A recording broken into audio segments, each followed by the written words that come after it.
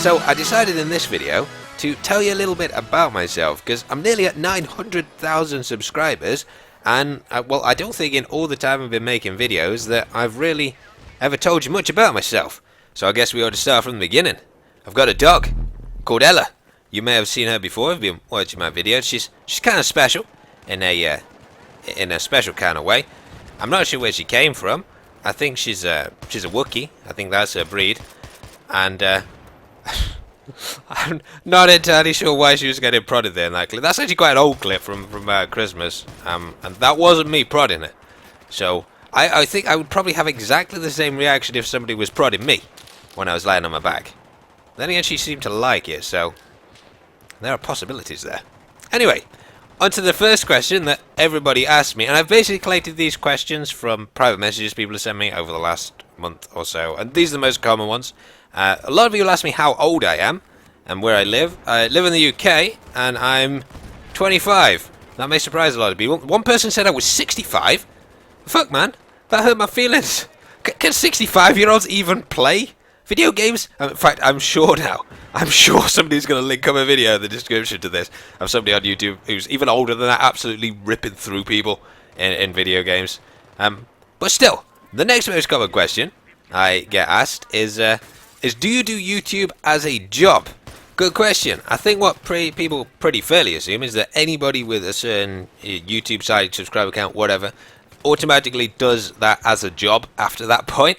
I know a lot of people do it as a job, but I work as a paralegal as my main job at a solicitor's between 3 and 4 days a week, so it's kind of a part-time job. But the great thing is, next spring they're going to let me do a training contract with them, the firm that I work with, so I will be able to train to become a solicitor.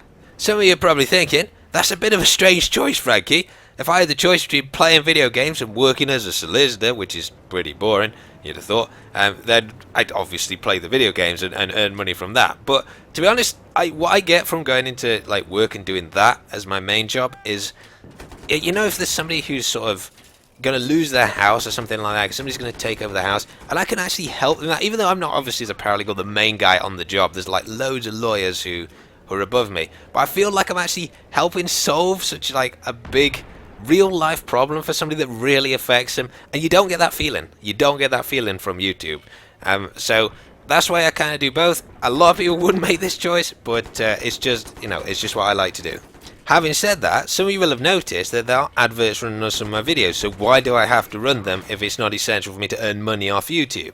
Reason being is YouTube actually starts to cost money after you build up your channel size. I'm not just talking about music license and things like that though, but this footage you're seeing here, I've recorded this, you know, it's obviously me playing here as once I was Booker. But the footage doesn't belong to me. The copyright belongs to the publisher and the developer. So what you have to do on YouTube now is partner with a partnership. They run adverts on your channel, and in exchange, they basically pay for the licensing for me to be able to use this footage, which is why I don't get match content for Battlefield 3 and things like that. Next question. Are you religious, Frankie? I don't know why this matters, to be honest. I always think that whatever you choose to do in life, I mean, you should just do whatever makes you happy. If believing in a religion makes you happy, provided it's not to, you know, it doesn't make other people unhappy, like if your religion is interpreting the Quran to kill infidels in the West, that's probably not a good thing for sort of the overall balance of the world. But I always say that religion is the kind of thing you should just choose to do yourself, and because you never can persuade one people one way or another. Me personally, I don't really, I don't have like a set religion as in terms of Christianity or whatever. I'm not entirely atheist though. I kind of like float in the middle because I don't believe you can prove one way or the other. I think that humans perhaps have something of like, I guess, a spirit. Like the way that I sort of look at life is you've got to sort of, if you do good things, then good things will happen to you. So that's basically how I just run things. So if that's a set of beliefs like a religion, I guess that's what it is. But until you die, and whether or not you do end up in heaven with a god, I guess nobody will actually know whether or not there is a god that is existing. Because, I was watching Vikings last week. If you went and asked one of those Viking guys, it's a very good program actually, that with Travis Finland. It's kind of like Game of Thrones. Perhaps not as good as that, but you should definitely check it out. It's very good. It's on, I think it's on History Channel, but it's made like a proper awesome movie thing. But if you ask any of those guys you know, whether or not they believed in Zeus or whatever, I think that's they're the gods they believed in, then they would tell you 100% true that you know that Zeus exists. But now you look back at that and you think, well, that's kind of a myth. You know, Zeus was a myth, not a believed thing. So, you know, in 1,000 years, perhaps people will say that, you know, what people currently believe is in God is a myth. You see, so that's why I kind of just float in the middle. But I do think I would like to think that there's something beyond just being a human. You know, beyond just dying. But, you know, that's perhaps just a hope. Who knows? You never know until it happens. Next question. Do you even lift bra? Well, I love this question. Well, the answer is kind of. I actually do something called freeletics, which is basically like bodyweight exercises. If you're from Germany, especially Berlin, I know a lot of people there do it. It's just because I prefer to do sort of exercises outside rather than going to a gym. Although saying that, I do use a curl bar, and I do generally do leg stuff at the gym just because I'm not a great fan of doing squats. They just make me feel like weird. But this is a picture of me. I'll put it up now. I don't just randomly take pictures of me. Part of this freeletics program, which lasts 15 weeks, is you've got to take a picture each week so you can see the improvement. So this is the one of me from last week. So that's the answer to your question, one way or another. Obviously, I'm hopefully going to be a lot more built after a few weeks, but I think it's progressing quite nicely.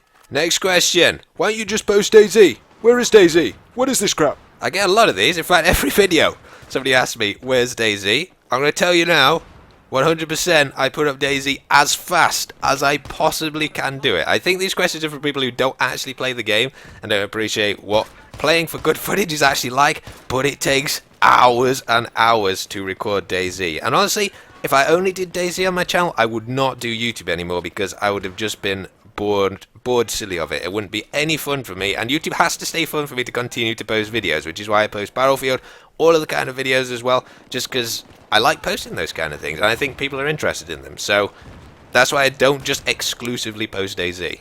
Next question. What do you think of DayZ standalone?